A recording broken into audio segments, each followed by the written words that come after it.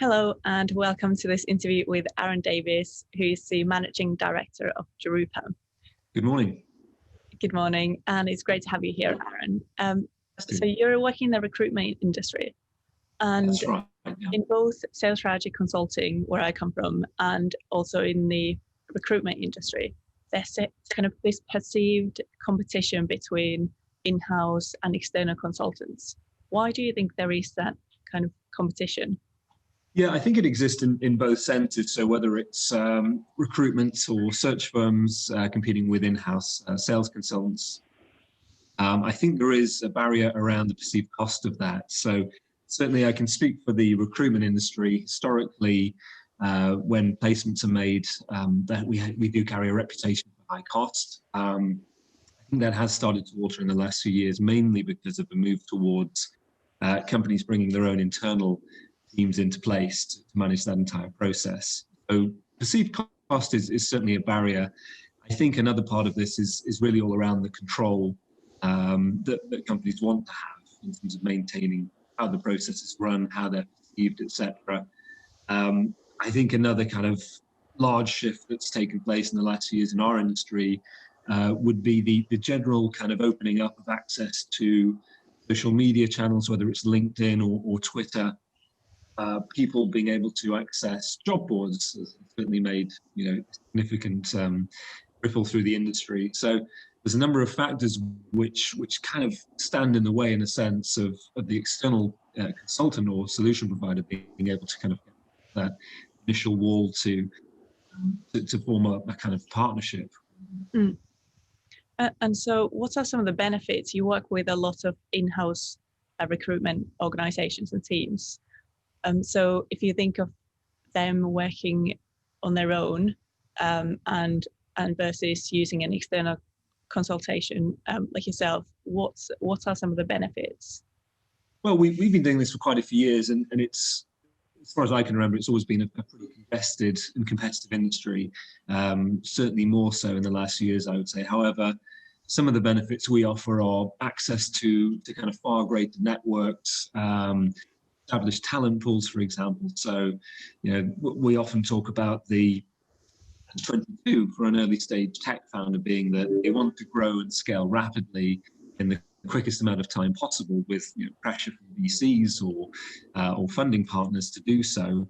However, by kind of trying to do things through their own networks, they may remain a little bit limited in terms of who they can go and access, who they can talk to. So we tend to be able to come in and open up those networks. Nationally, understanding the different nuances between different territories within a certain region of the world, or access to people that are perhaps under the radar.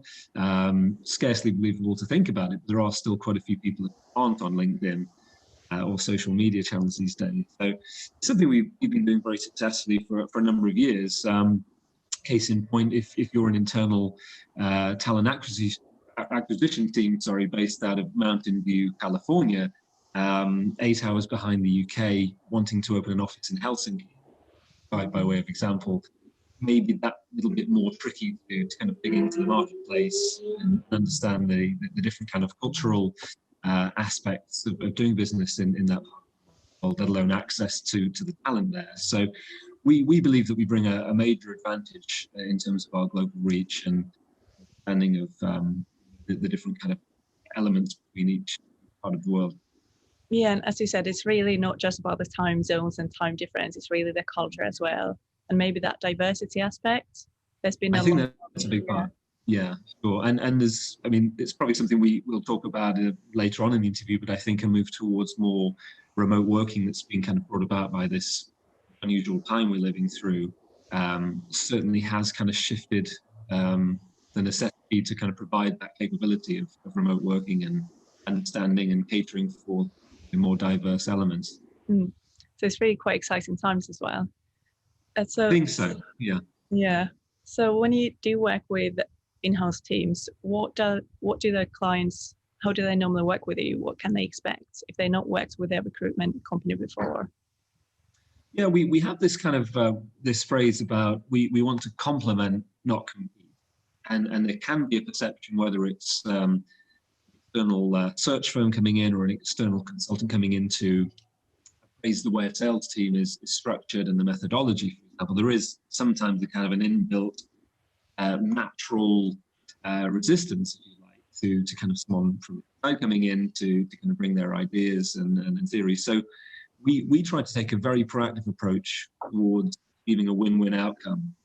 And by that, we put in a pretty proven methodology of steps. We start with a discovery call, which is basically involving the key figures within HR and also the hiring managers. We do that because we want to talk to people that have the pain points themselves. They're understanding directly what they want to achieve, what have been the challenges so far. So we aim to cover quite a lot of ground in that initial discovery call. We proactively set up weekly cadence calls so that we're kept on track on progress. We do have a kind of a white label option in our value proposition.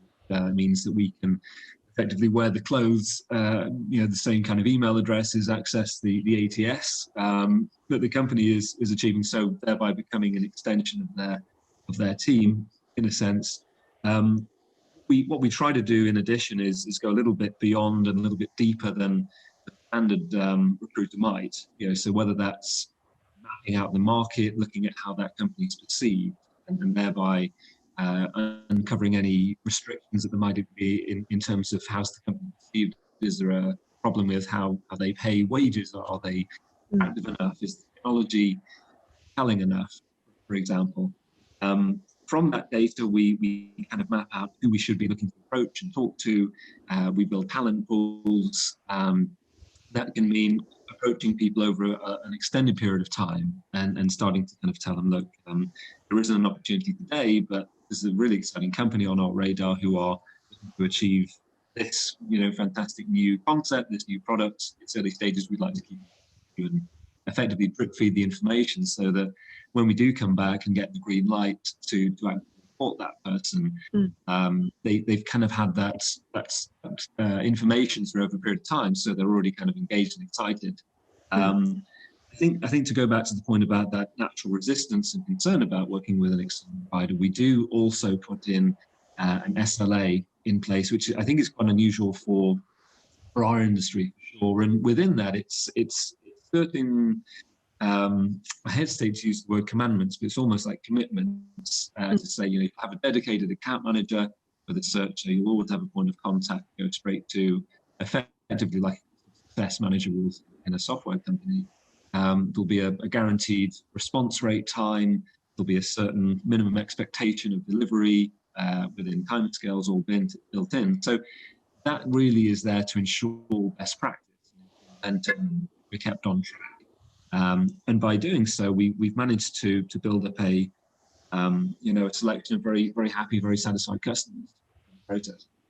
And that assurance, especially in terms of like risk management and also the continuity you mentioned, those must be some of the really key kind of challenges that people face right now during COVID. And so you must have, as an industry, had lots of challenges as well. So what are some of the challenges and maybe some of the successes as well that you've had?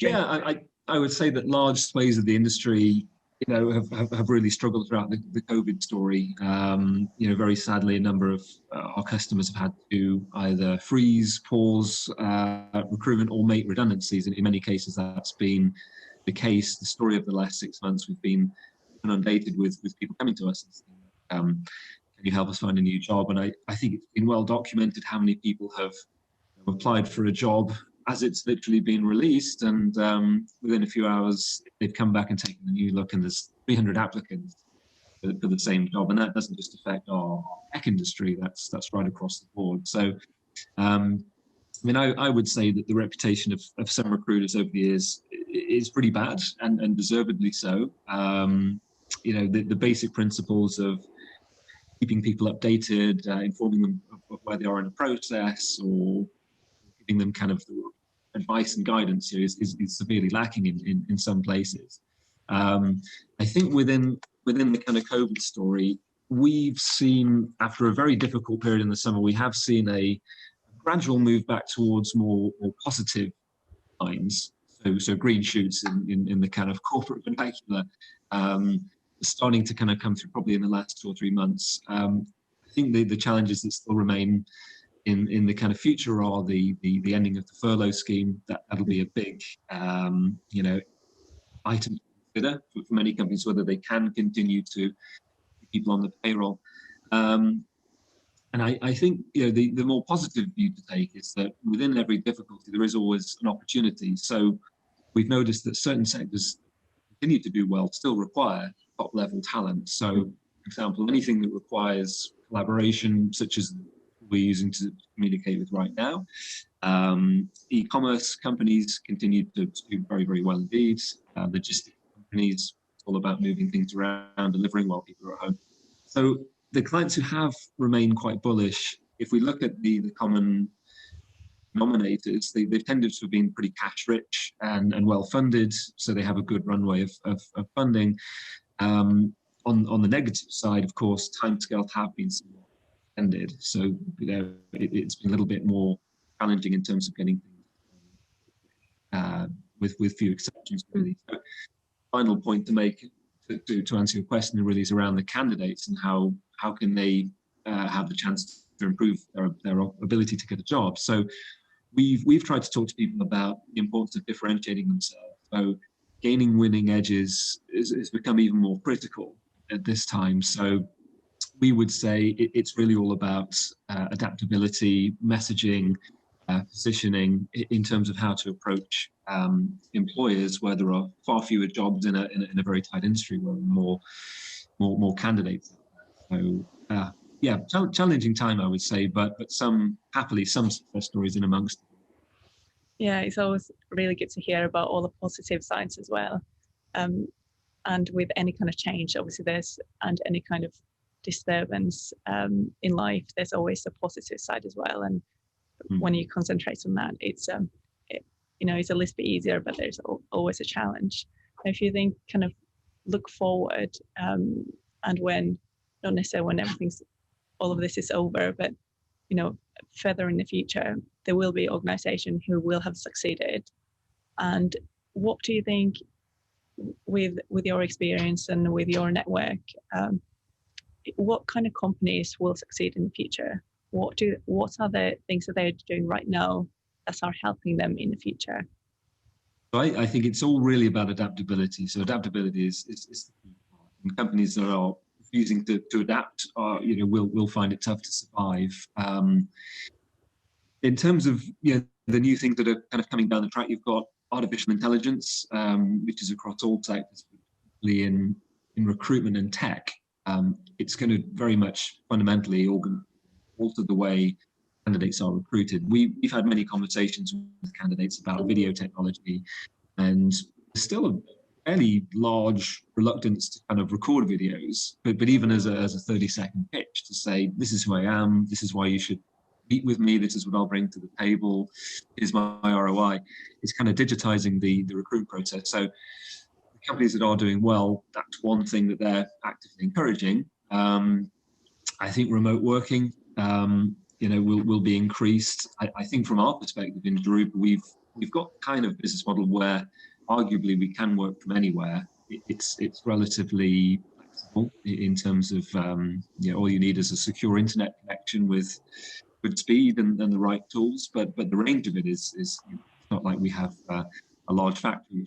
So I think tech as a whole and consulting as a whole will move more towards a remote basis. And I think that does actually conversely create opportunities rather than narrow them, because it means if you have a fantastic candidate who's living in Edinburgh, who wants the job in Scotland, they're tailor-made for it, they couldn't previously get it unless they had this relocation story or a difficult commute somehow. It may kind of democratize things considerably. And only this morning, I was looking at a website, which I'm not sure if I can mention the name or not, but in theory, what they did was create a whole network worldwide of people, not just offering freelancing opportunities, but full-time work, and effectively kind of connecting all these opportunities together. And it kind of looks almost like a precursor to how it may be in the future. So much more distributed teams, much more virtual collaboration. Although from a personal perspective, I do think the answer lies in the balance. I think it's really more about occasionally getting people together to have that rapport, that team sharing, that idea creation ability without completely losing it. So the other kind of probably final point I wanted to make on future that are looking ahead, it's important to remember the topics of diversity, inclusion, and equality.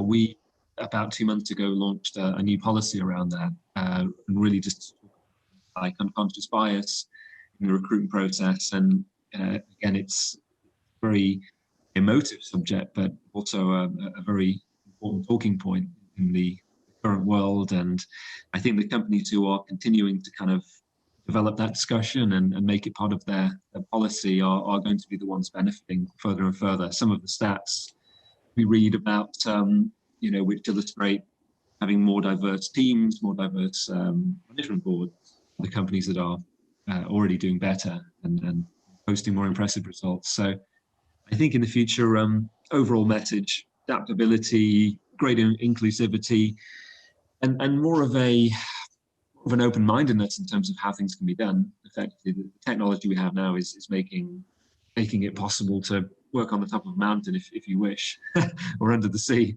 if you're in a submarine perhaps. So yeah, it's kind of keeping that open mind and finding new ways to do it, but not losing the kind of human collaboration is really how I see it. Thank you very much, Aaron. That was very inspirational and informative as well. Great to talk to you. Thanks for your time. Thank you. So thank you, Aaron Davies from Jarupa, Managing Director. I'm Dr. Tullah Bell, the founder of Tullah Bell Limited, and help organizations grow and reach their targets. Thank you, Aaron, and have a great day, everyone. Have a great day.